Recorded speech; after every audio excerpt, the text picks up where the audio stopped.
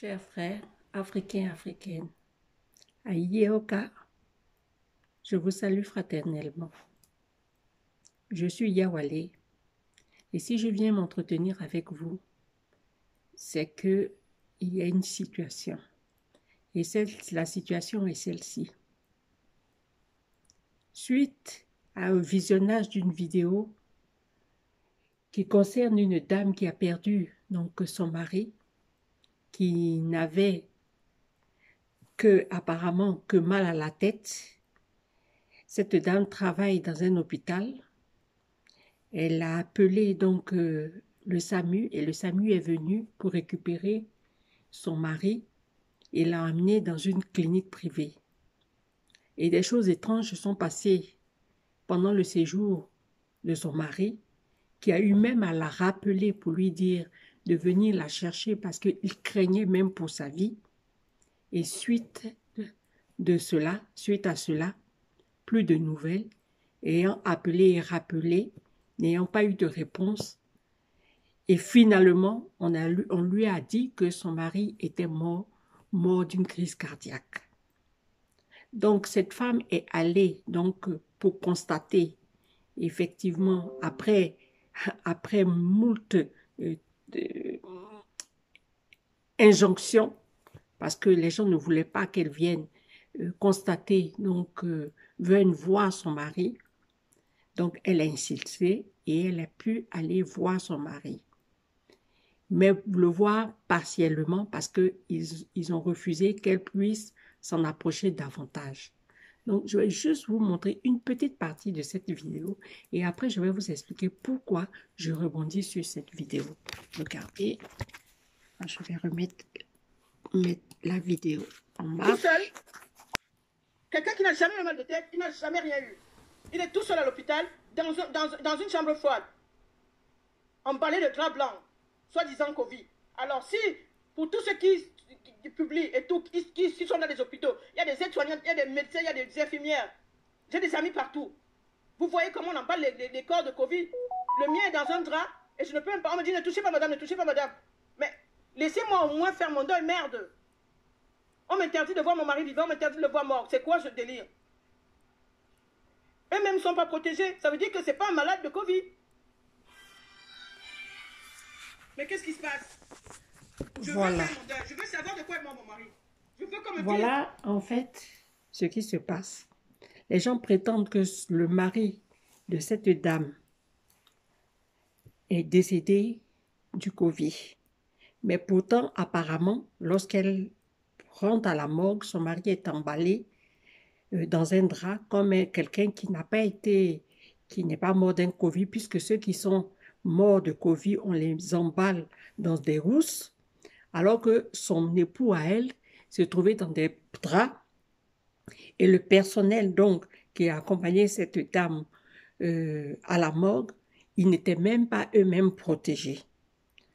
Le mari étant parti, comme je le disais tout à l'heure, pour un mal de tête, il craignait pour sa vie et suite à cela, silence radio et brusquement on annonce à cette dame, Madame, écoutons que vraiment Madame, je vous présente mes condoléances les plus sincères. Vraiment, soyez fortifiés. C'est dur cette épreuve et je sais de quoi je parle. Je viens moi-même de perdre mon fils il y a 1 an de cela, dans des circonstances assez étranges. Et le pire, c'est que justice n'a pas été rendue à mon fils. Il a été tué par une voiture qui était en excès de vitesse. Le chauffeur était alcoolisé. Le chauffeur était drogué. Et mon fils était sur un passage à piétons. C'était un conducteur blanc qui conduisait le dernier modèle de BMW. Il a été jugé par ordonnance pénale, ce jeune homme-là, et il n'a écopé que d'1 mois de retrait de permis. Voilà la situation de mon fils. Mais je comprends très bien votre peine. Mais au-delà de ça, je veux saisir de cette opportunité-là nous sommes en train de constater que les gens sont en train de nous décimer d'une manière sournoise. Et je veux interpeller mon peuple. Vraiment, nous sommes en danger. Nous sommes en danger. Nous sommes en danger. Nous sommes en danger et je vais vous raconter ce qui encore vient de m'arriver. Je ne voulais pas immédiatement mettre cette information sur le net. Mais suite à la vidéo de mon âme écoutant, je ne peux que pour renforcer ces dires, vous dire à quel point nous sommes en danger. Moi-même, il y a moins d'un mois de cela, j'étais hospitalisée. Et durant mon hospitalisation, alors que j'étais aux soins continus, une infirmière qui a eu à me faire une injection au milieu de la nuit, dans des conditions, mais suspectes, quand je dis suspectes, à tel point que ça m'a interpellée et que j'ai noté cette information pour l'envoyer au milieu de la nuit, imaginez, l'envoyer à mon fils et à mon époux. Et le lendemain, alors que j'avais déjà reçu, ça faisait à peine de 5 heures du matin, 5h58, donc 6 heures, donc de 6 heures à 8 heures, à peine 2 heures de temps, on est revenu pour me faire une deuxième fois la piqûre, la même piqûre que je venais de recevoir. En sachant qu'on me l'avait faite la première à minuit, la seconde à 5h58, donc 6 heures, et à 8 heures, on venait me refaire une autre piqûre. Et là, je me suis opposée formellement à cette piqûre-là. Donc, ils ont tout fait pour essayer de me persuader que je délirais, que c'était... Non, on ne m'a pas fait de piqûre. J'ai insisté pour dire qu'on m'a fait ma piqûre et que pour s'en assurer, il fallait qu'ils appellent l'infirmière qui m'avait fait la piqûre. Croyez-vous ou ne me croyez pas, croyez-moi ou ne me croyez pas, mais lorsqu'ils ont appelé l'infirmière, cette infirmière-là a nié m'avoir fait l'injection, en sachant que si on me faisait cette injection-là, la troisième injection, je risquais de faire une hémorragie. Donc, je me suis posé la question, quel était le projet de cette infirmière-là pour moi? Mon peuple, ça ne rigole pas. En entendant ça, ça ne fait que confirmer certains doutes que j'avais. Et ça vient encore les appuyer. Je dis à la mort de mon fils que moi, je soupçonne que... Parce que mon fils était un sportif, était quelqu'un qui prenait soin de son corps et de sa santé. Il était donneur de sang. Tous les mois, il allait à la banque de sang pour donner son sang. Et quand ça s'est passé, bien évidemment, tout comme cette dame, on n'a pas pu voir le corps de notre fils immédiatement. Donc, je me suis dit que certainement, il y a anguille sous roche, qu'il y avait peut-être une commande pour un besoin. Mais, faute de preuves, c'est resté comme ça. Mais j'ai eu la chance, comme cela s'était passé avant le Covid, j'ai pu rapatrier le corps de mon fils qui dort aujourd'hui, qui repose sur la terre de ses ancêtres comme il l'aurait souhaité. Mais pour revenir à mon histoire d'il y a à peine un mois, est-ce que vous pouvez imaginer qu'une infirmière qui est censée, lorsqu'elle fait un acte médical, est censée le noter dans les transmissions? Elle n'a pas noté dans la transmission. Et lorsque le service l'a appelée pour lui demander, elle a nié le fait de m'avoir fait l'injection.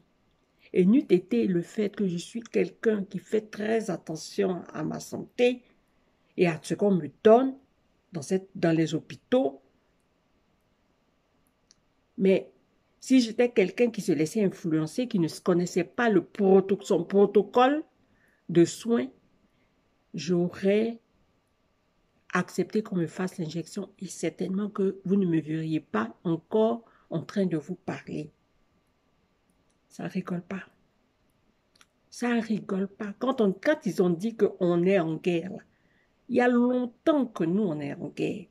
Mais maintenant, ils ont décidé d'activer la chose. Je veux vous demander d'être prudent. Mais alors prudent. Soyez vigilants. Soyez vigilants. Ne soyez pas crédules. Ne croyez pas tout ce qu'on vous dit. Nous ne sommes pas des moutons de panurge. Non.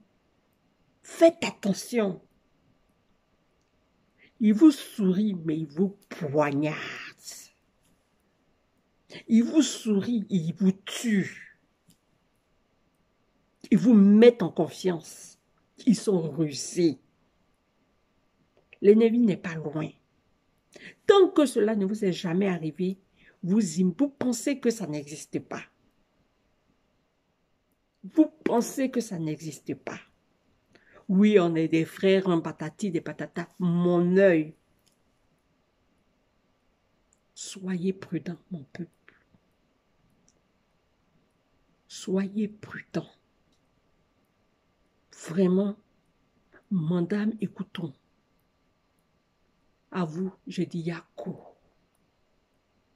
Yako. Et je prie le Dieu de mes ancêtres que vous connaissiez le fin mot de cette affaire. Et je joins ma prière à vos prières afin que justice vous soit rendue. Restez en paix, mon peuple. Restez en paix. Ce que l'ennemi a fait là, il a craché en l'air. Vous-même, vous connaissez ce que ça veut dire. Quand on crache en l'air, le crachat revient sur son visage. Donc, je vous souhaite force. Je vous souhaite courage. Nous vaincrons. Quels que soient les projets néfastes qu'ils ont pour nous, pour notre peuple, pour notre continent, nous vaincrons. Qu'ils le veuillent ou qu'ils ne le veuillent pas, nous vaincrons. Qui seront nos serviteurs. Ne vous en faites pas. Ça va s'accomplir. Nous sommes entrés dans une période où le combat fait rage. Mais notre Dieu s'est enfin levé pour nous. Et c'est pour ça que les projets qui étaient vis-à-vis de notre peuple, qu'ils avaient préparés afin de nous déverser leur coronavirus sur notre continent. Parce que bien avant même que le coronavirus ne soit déclaré en Chine, ils avaient déjà commencé à miner des cargaisons, des vaccins pour pouvoir nous faire. Mais comme notre Créateur est vivant, il s'est levé. Et les projets, c'est-à-dire le trou qu'ils ont creusé pour que nous tombions dedans, eux-mêmes ils sont tombés dedans. Et ce n'est que le commencement. Je vous dis, ce n'est que le commencement. Réjouissez-vous, parce que ce n'est que le commencement. La fin, nos yeux le verront. Mais soyons prudents. Je vous aime. Prenez soin de vous.